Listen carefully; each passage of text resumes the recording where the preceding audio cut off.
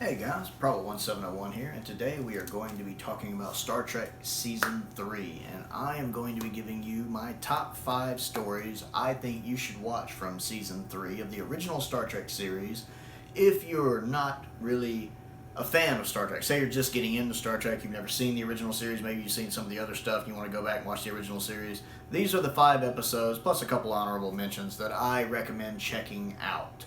I've already done videos for seasons 1 and 2, which are considered the stronger 2 seasons. I would recommend checking those out as well. Season 3 is considered the weakest season of the original series, but it still has some really good stuff in it. Let's get into that. Number 1 is the Klingon Web. I really like this one. I mentioned before I like episodes that have other Constitution-class ships. I like seeing some of the Enterprise's sister ships. This one has the Defiant in it, and it's covered in this cool green glow. It's fading in and out of our reality with another reality. There's some stuff going on with Kirk when he goes missing and they think he's dead. There's this cool race called the Tholians, which have a really unique crystal design, kind of like the Crotons in Doctor Who, which I really enjoyed. Plus, they have a unique ability they can do with their ships that's really well done. Again, I'm not going into details because if you're watching this video, it's a good chance you haven't seen these stories, and I want you to actually go watch them. Really, really good. My favorite episode of Season 3. Elan of Troyes, I really like, just because she's royalty from one planet supposed to marry into another planet, and these two planets are at war. They're trying to create peace. But she's a bit savage. They're kind of a barbaric people. She's like a really spoiled brat, and Kirk's not having any of that crap.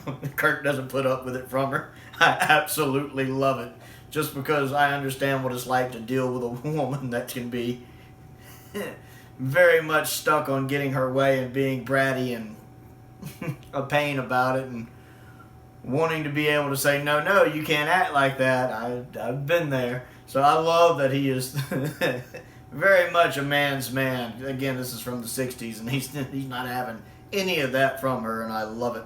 I love that scene when she throws the knife into the wall, and he just turns and looks at her and goes, "Tomorrow's lesson will be in etiquette." I'm very there for that episode. Number 3 is Let That Be Your Last Battlefield. I really love this one. I love Star Trek stories that discuss interesting topics, that especially ones that are still very relevant today. And this story is very much a race allegory, and it was very important for its time. And it's very important, especially more so the past couple years here in America now, with so many things about race still being very prevalent in our society today. Very important episode. Talks about the trouble with racial divide, the consequences when taken to the extreme, and what the end game of that can be. What kind of bad paths that can lead to. It's a really, really good story that I really enjoy, and it's, honest to God, a story I think everybody on the planet should have to watch, because there's lessons to be learned there. I love when Star Trek teaches lessons. Number 4 is Day of the Dove. I really like this one. You have a bunch of humans on the Enterprise. You have a bunch of Klingons on the Enterprise. Hey, let's watch them fight to a third party's amusement. I really like this one. I like the way the third party is realized on the screen, the special effect that creates it, because it's not humanoid in any shape, form, or fashion. I think it's a really good special effect, especially for its time. And I think it holds up really well. Really fun episode to watch. The guy who plays the leader of the Klingons in it, Kang, I really like him. His name is Michael. He's really good. He has this very booming voice. Really helps sell the episode for me. He was also in an episode of Babylon 5. He also came back and played Kang in an episode of Deep Space Nine and an episode of Voyager. I really, really like him as an actor. Number 5 is the Enterprise incident. I really like this one as well. I like the woman that plays the Romulan commander in it. I think she's really good in this role. She has so many little nuances to her character that she does. And I like the actress as well. She's also in an episode of Columbo, the one where Jackie Cooper plays the senator. She plays Jackie Cooper's wife in it. And she's really good in that as well. She's really good here. Just little things. I love the interactions between her and Spock. Spock gets some really, really nice moments in this. Nimoy gets some great acting chances in this one. He does a really good job here. Kirk does really good here as well. I like how the story unfolds when you kind of find out what's going on. It's just a fun one to watch, and I think one everybody should watch if they're a Star Trek fan. A couple honorable mentions, the Cloud Miners, because again, this one talks about class divide and the problems with having different classes. And again, that's another lesson I still find relevant today. And Spectre of the Gun, which I really enjoy. This was the one that kind of takes place at the OK Corral, but not really.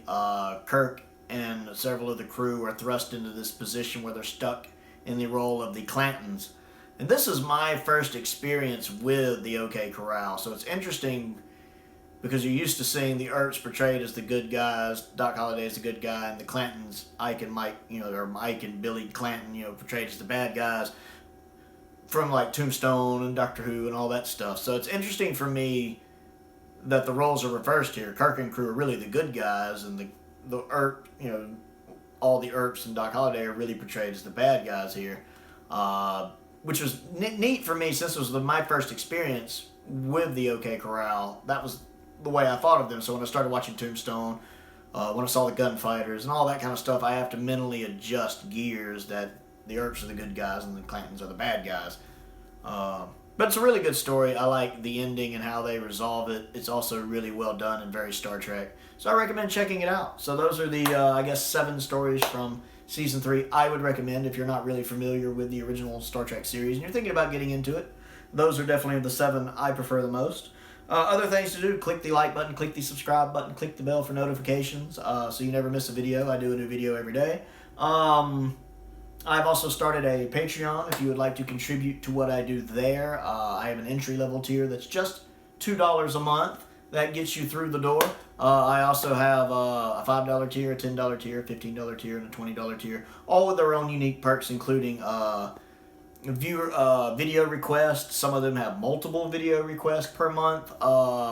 Everyone gets a free video request just for joining at any level. I also do polls. I do behind-the-scenes videos. I do bloopers and outtakes can be found there. I recently have temporarily made it to where any of my tier levels have access to the bloopers, the behind-the-scenes stuff, and voting in polls. So even at the $2 level, you can get in on that temporarily for a while. So there's a link to that down below. Check that out. Click on it. Take a few seconds to see if there's anything there to interest you. I certainly appreciate you taking the time to do that. Most importantly, though, stay safe out there, and thank you for watching.